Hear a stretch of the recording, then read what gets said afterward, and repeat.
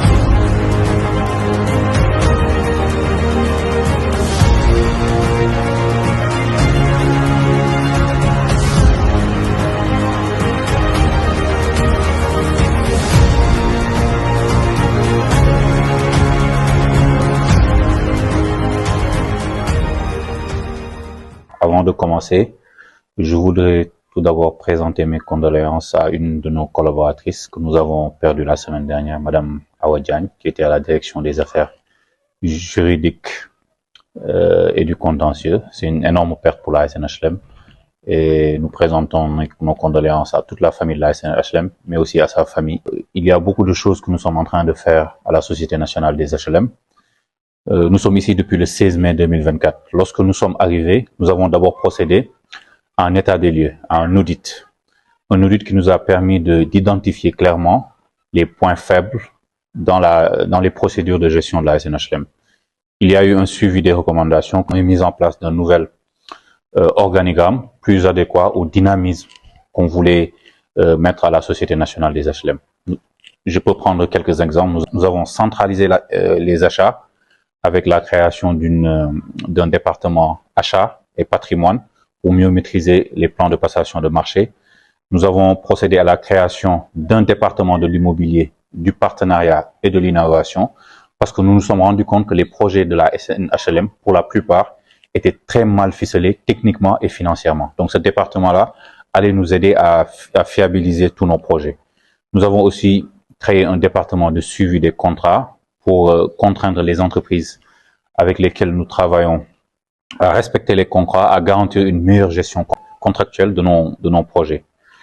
Nous avons transformé les 5 agences de la SNHLM qui existent sur le territoire national en pôles territoriaux pour être en phase avec la vision Sénégal 2050 pour accompagner ce développement-là des territoires avec de la prospection, mais aussi avec beaucoup plus de projets, notamment dans les cités religieuses, la modernisation des cités religieuses qui est aussi un exemple. Donc, accompagner le développement économique des territoires enclenché par le président de la République, son Excellence Bassirou Diomaye Diakhar Faye.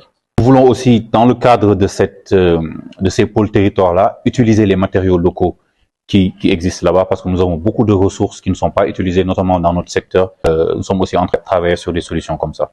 Nous avons créé un département de financement des projets pour capter les financements innovants, les financements verts, par exemple pour nos projets qui sont pour la plupart des fois limités par le non-accompagnement de l'État, notamment dans ce qui concerne le volet social. Autre chose très importante, nous avons remis l'humain au cœur de notre dispositif avec la valorisation des agents de la SNHLM. Nous avons détaché le capital humain de la DAGE. Nous avons créé une direction spécialement chargée du capital humain. Nous avons aussi enclenché un process, je dirais, de digitalisation de toutes nos procédures pour permettre de travailler de manière beaucoup plus transparente, de manière beaucoup plus efficace, notamment avec nos clients, mais aussi et surtout de faire rentrer la SNHLM dans le 21e siècle et de dépasser la manière de travailler archaïque qui existait avant notre arrivée. Et enfin, nous avons mis en place un plan stratégique de développement 2025-2029, suivi d'un projet de contrat de performance qui sera normalement signé avec l'État. Ces 2 documents ont été validés le 30 décembre dernier par notre conseil d'administration. Donc, voilà les choses que nous avons faites sur le plan interne à la SNHLM et qui sont en train de transformer cette entreprise-là et de l'amener vers le changement qu'elle nécessite. Disons les perspectives à court et moyen terme.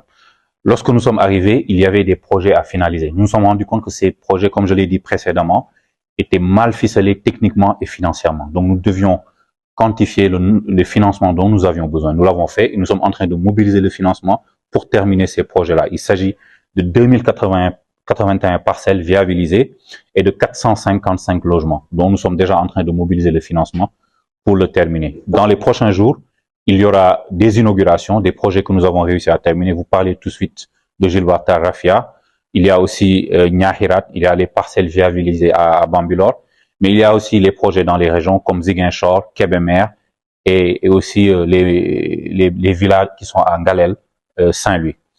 Donc, pour montrer notre ambition, d'ailleurs, le budget 2025 de la SNHLM a été multiplié par presque 4. Nous voulons, cette année, en 2025, par exemple, réaliser 4500 unités d'habitation qui est inscrit dans le nouveau PSD, le plan stratégique de développement. Nous avons également eu à prospecter sur des nouveaux modes de construction qui sont beaucoup moins chers et qui nous permettent d'aider les Sénégalais à avoir accès à ces logements sociaux-là à moins de coûts. Car nous voulons aussi apporter notre contribution au déficit de 500 000 logements qui existent. Dans notre plan stratégique de développement, il y a cet objectif de construire 25 000 unités d'habitation d'ici à 2029. Dans le cadre de cette recherche de matériaux-là, qui sont beaucoup plus viables, beaucoup plus économiques, que nous avons récemment fait des déplacements en Chine pour le modulaire, mais aussi en France pour le BTC. Lorsque vous permettez à des Sénégalais de payer sur 30 ans, 40 ans, lorsque vous avez cette capacité-là, comme ça existait avant, avec les HLM d'avant, les SICAP d'avant, vous les aidez à acquérir ce logement-là et vous jouez aussi sur leur pouvoir d'achat. C'est sur ça qu'il faut revenir, à mon avis. La place de la SNHLM sera la place que l'État du Sénégal lui donnera. Dans le projet, il s'agit de renforcer la SNHLM et la SICAP. Ce sont les deux sociétés parapubliques qui sont là pour le logement social, notamment la SNHLM, parce que la SNHLM devrait être purement sociale. Mais ce que vous devez savoir, c'est que ces dernières années, la SNHLM avait un peu délaissé le social parce qu'elle n'avait pas le choix, parce qu'elle n'avait pas les subventions foncières de l'État. La dernière subvention foncière qu'on a eue de l'État date de plus de 24 ans. Donc, comment vous pouvez demander à une société que vous avez mise sur place pour faire du social, vous lui demandez de faire du social sans pour autant lui donner les moyens de faire ce social-là, sans subvention foncière, sans exonération, sans aide, etc. Mais il y a des solutions à ça. Je pense que l'État va revenir vers ça, aider le logement social, mais aussi, il y a ce qu'on appelle la péréquation, c'est-à-dire faire des logements de standing, gagner de l'argent, puis le réinvestir dans le social. Tout ça, c'est possible.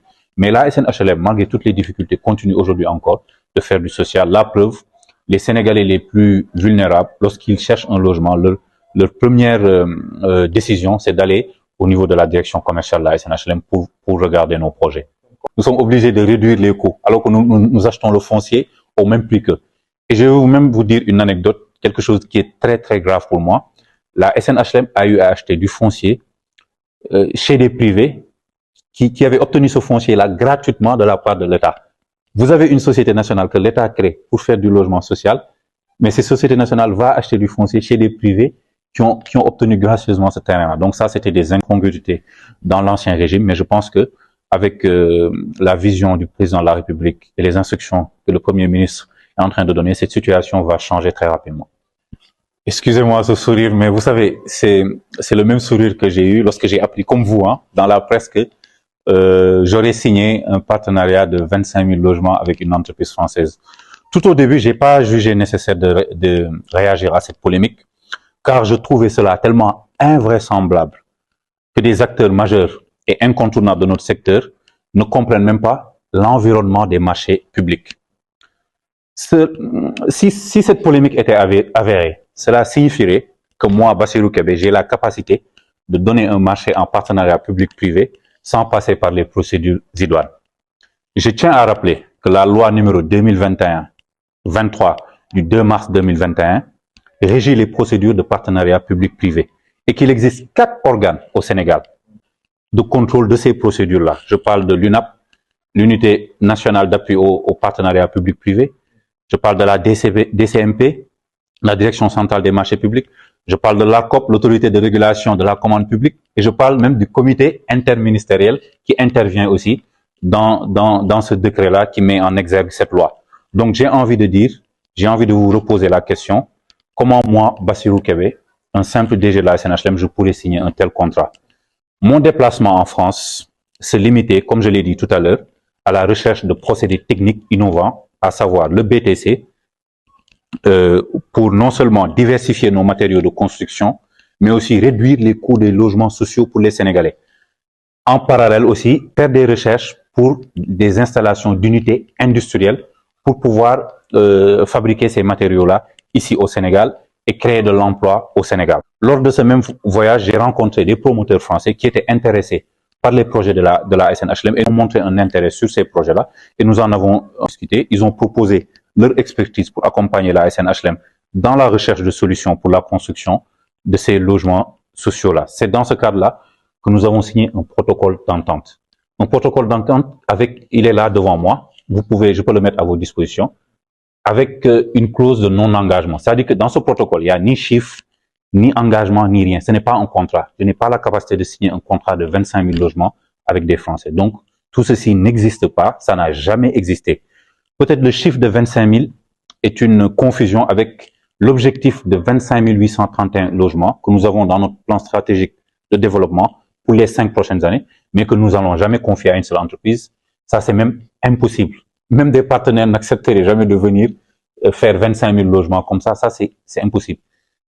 Nous avons aujourd'hui des leviers de production en matière de PPP, en matière de contrat de promotion immobilière, en matière de maîtrise d'ouvrage direct et en matière d'acquisition qui nous permettent d'ici 5 ans d'atteindre ces 25 000 là. Et tout le monde, notamment les Sénégalais, les entrepreneurs privés, sont invités à venir travailler à la SNHLM. D'ailleurs, je rassure les promoteurs privés dont j'ai fait partie avant d'être directeur de la SNHLM et dont je comprends la situation difficile, que le portefeuille de projet de la SNHLM est disponible et sera renseigné à temps réel sur le portail des marchés publics. D'ailleurs, nous avons même décidé de faire un accord cadre sur plus de 1500 logements pour les petites PME et PMI pour qu'ils puissent travailler ensemble sur ces marchés de la SNHLM-là. Donc, vous me permettrez de dire que je déplore fortement l'attitude de certains médias qui divulguent des fausses informations sans les vérifier auprès du principal concerné, la SNHLM. Je tiens à dire que nous sommes des défenseurs acharnés du projet. Moi, je suis dans ce projet-là et j'ai participé à ceux qui l'ont élaboré. Je pense sincèrement et en toute humilité que je n'ai de leçons d'éthique à recevoir de personne. Car les valeurs de Djoub Djoubal Djoubanti sont innées en moi. Si aujourd'hui, on parle de plus en plus de la SNHLM, c'est grâce à la politique de transparence que j'ai mis en place depuis que je suis là et à la communication que j'ai avec les Sénégalais. La SNHLM n'est désormais plus une société fantôme comme elle l'était lors de ces dernières années. Oui, nous sommes dans la transparence, même au sein de la SNHLM. Tout le système mafieux qui existait à la SNHLM a reçu un coup de balai massif. Donc, toutes ces manipulations, tous ces mensonges, je m'y attendais, je m'y prépare. Mais il faut que les Sénégalais sachent une chose, le changement est en cours et il ne s'arrêtera pas de sitôt.